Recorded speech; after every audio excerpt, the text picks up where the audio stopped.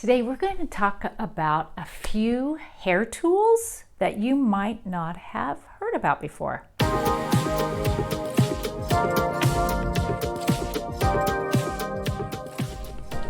Hey there!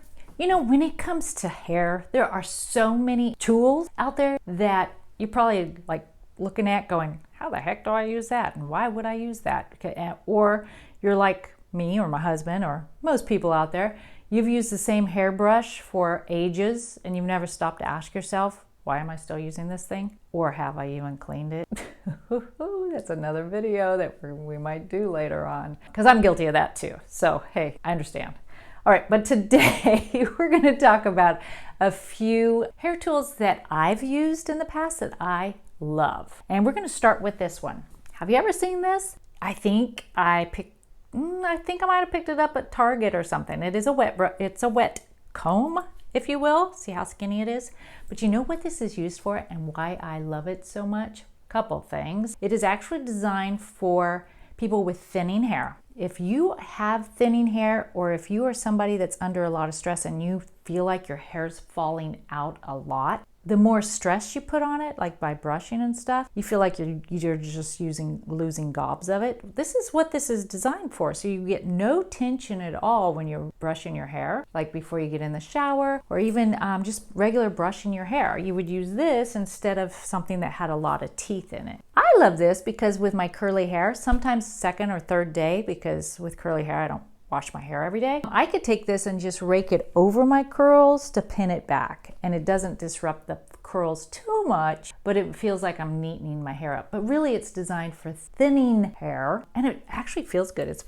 There's no tension at all, but it's just one of those things that you see and you're like, that's odd. I'll link everything in the show notes. The second one, you might have seen one of these. It's actually a small little brush. Oh, I just dug this out of my drawer.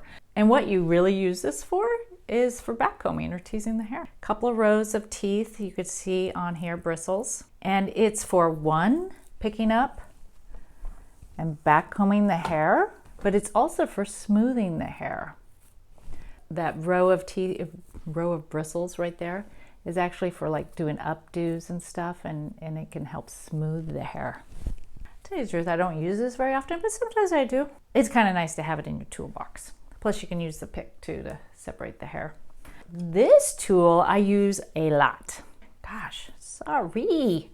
I got hairs everywhere. I think I do hair or something. It kind of looks like an old-fashioned, remember when we used to do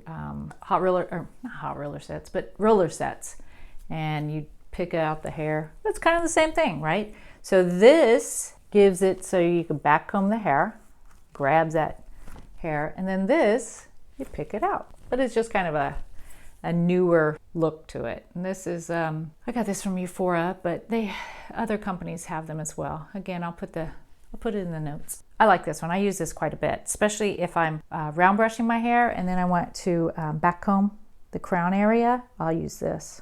This is one of my very, very favorite tools. Anybody who knows me knows I love my Vest finger comb. I've used this tool for probably 30 years. Well, since the very beginning of my career, because when I was an assistant, I bought it there. And this might be the original one I had, because it's melted and bent and everything. I have a couple of them.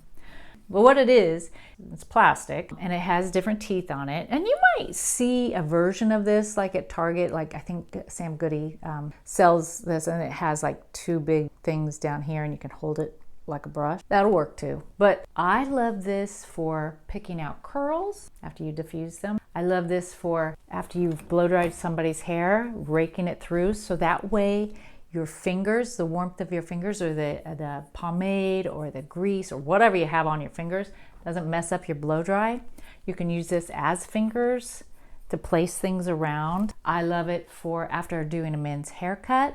Instead of raking my fingers through it, you can rake this through it. I love this for backcombing curls. I don't know. I can't live without this, if you can tell. I love it. Another thing that you should have in your arsenal is Velcro rollers. I know they are coming back. I tell you, with this 90s supermodel hair coming back, oh, I can't wait till the humidity is gone, because I can't wait to style my hair like that.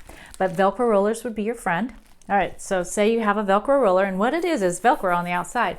What it does is it sticks to the hair without any, you don't need clips for it to stick to the hair. So how you do that is you just gently fold that around and it sticks to the hair. Do you see that?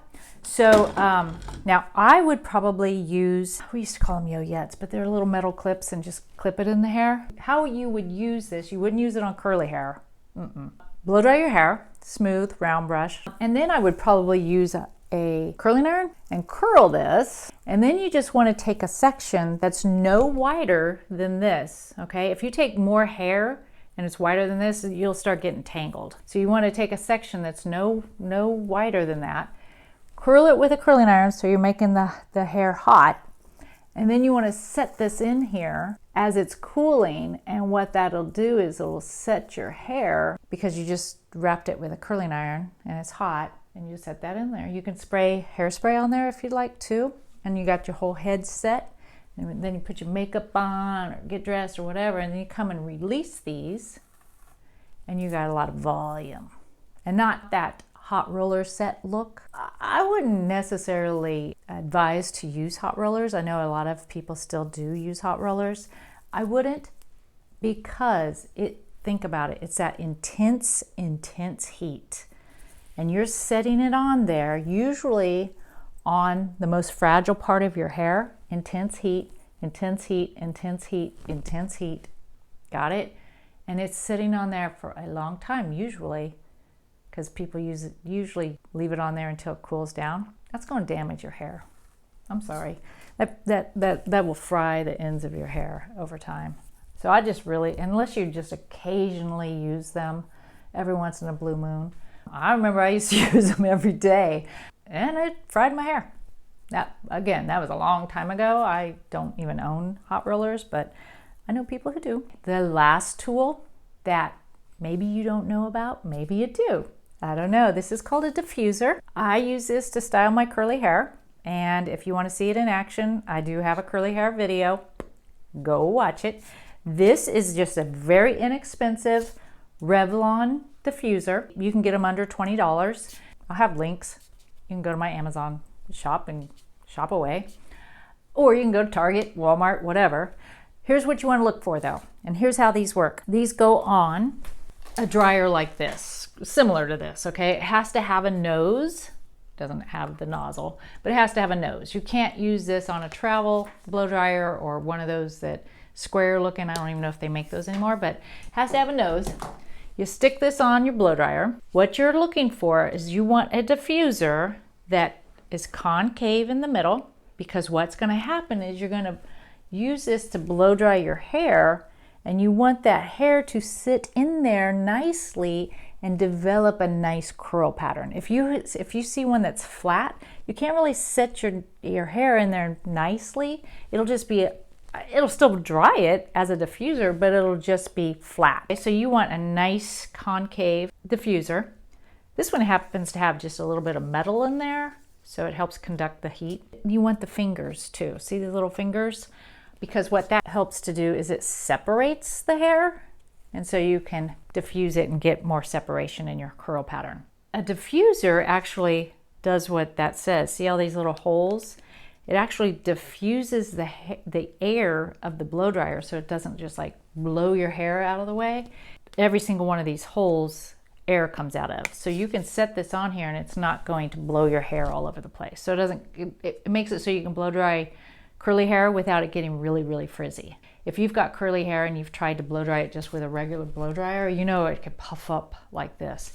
So a diffuser is going to be your best friend. If you don't have a diffuser, you can cup your hands and use that kind of the same way, but wow, it gets warm. So if you can find a diffuser, again, Amazon, Walmart, Target, local drugstore, you don't have to spend a lot of money.